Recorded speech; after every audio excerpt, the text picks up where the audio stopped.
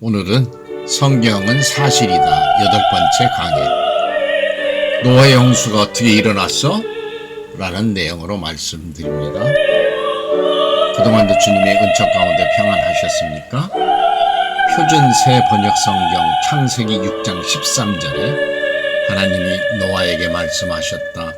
땅은 사람들 때문에 무법천지가 되었고 그 끝날이 이르렀으니 내가 반드시 사람과 땅을 함께 멸하겠다고 하셨는데, 이것은 노아의 홍수는 하나님 스스로 자신의 창조 사역을 전면 무효화시키시고 새로운 인류의 기원을 시작해 하신 절체절명의 사건이었다는 것을 의미합니다.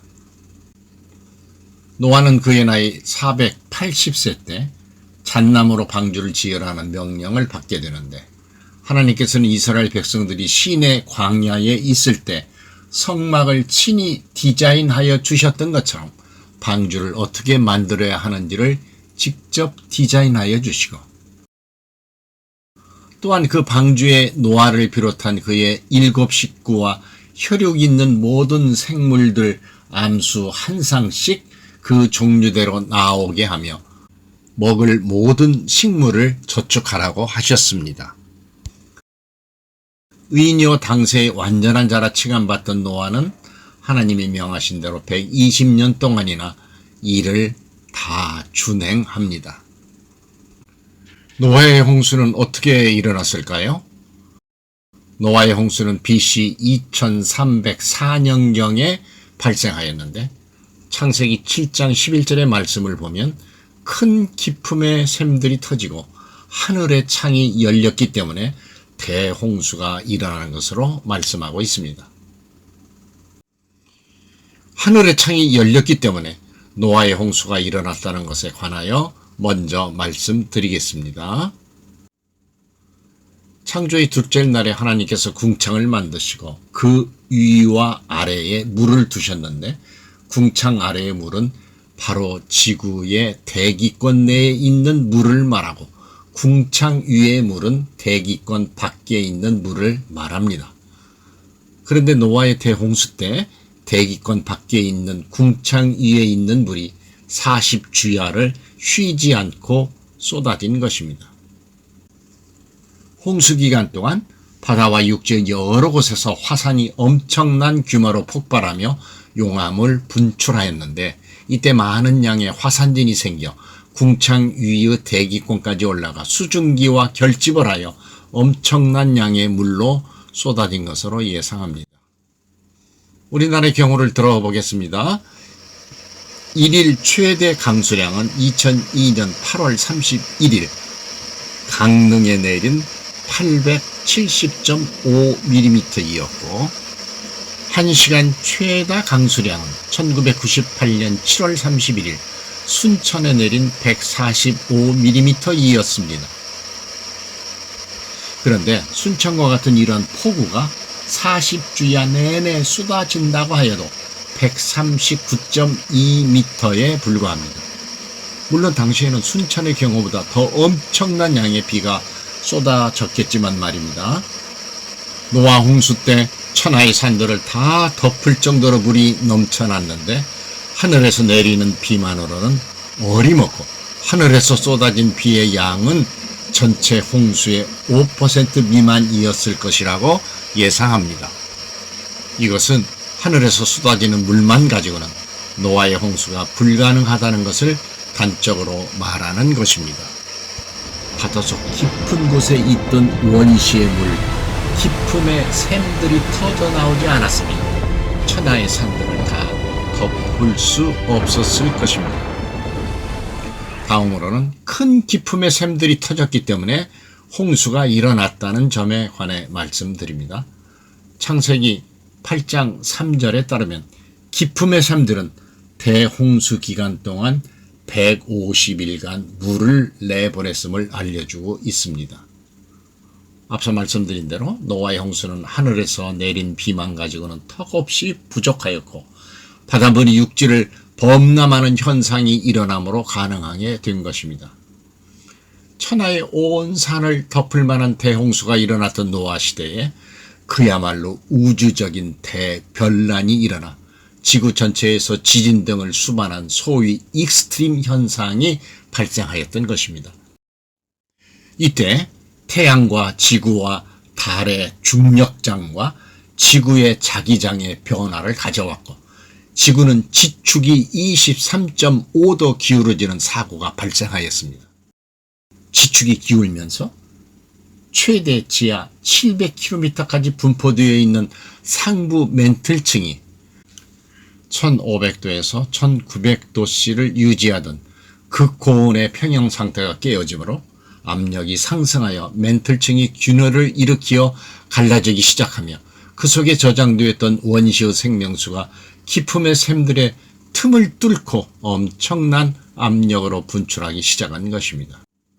그런데 맨틀층 400km의 깊이만 되어도 그 안의 온도는 1500도씨나 되며 기압은 16만에서 20만, 밀도는 1.65g per 입방 센티미터나 됩니다.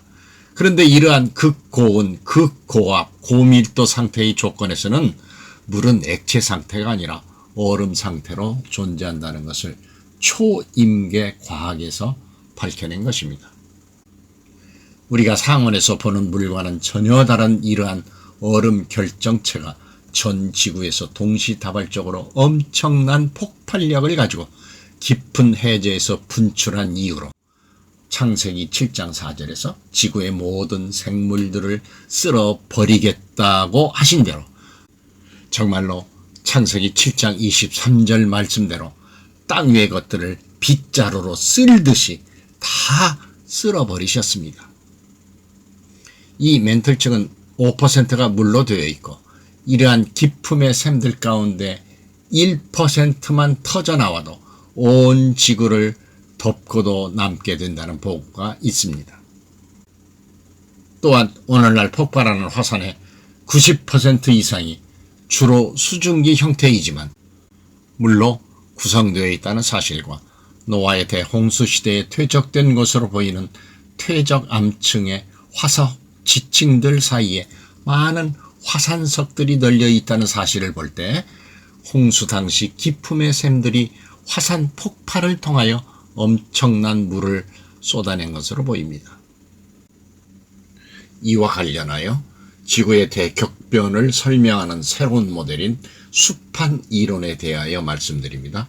과학창조센터의 소장으로 재직 중인 월트 브라운 박사는 2008년 12월 1일에 발간한 그의 저서 In the Beginning에서 35년 동안 연구하면서 개발한 수판 이론에 대해 설명합니다.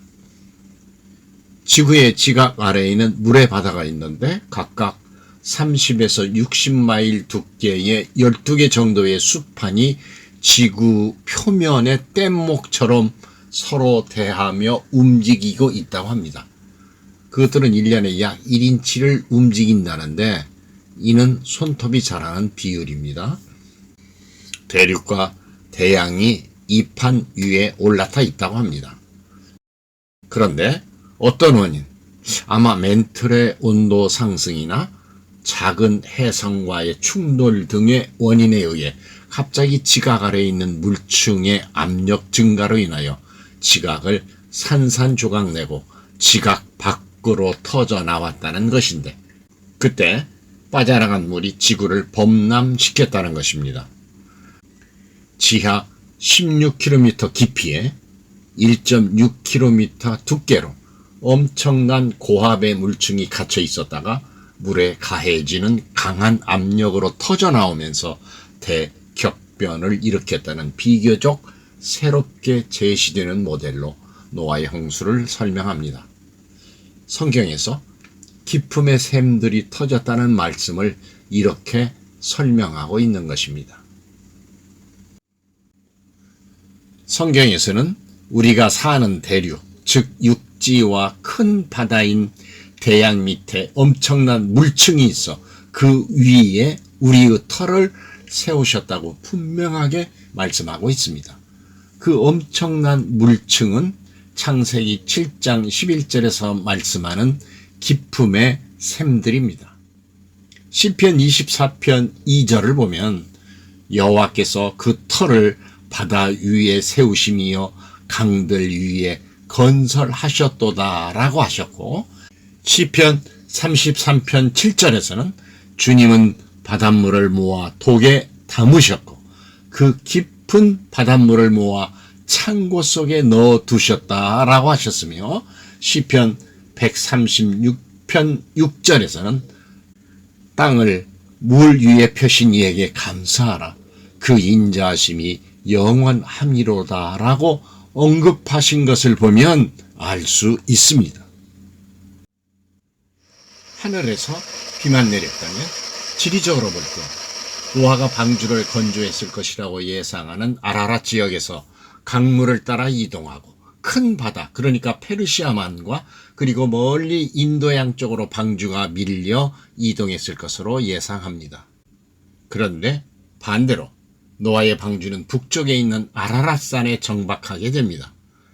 이것은 바다에서 기품의 샘들이 터져 노아의 방주를 아라랏산으로 밀어 올렸기 때문이라고 예상하는 것입니다. 성경은 어제나 오늘이나 명명백백한 사실입니다.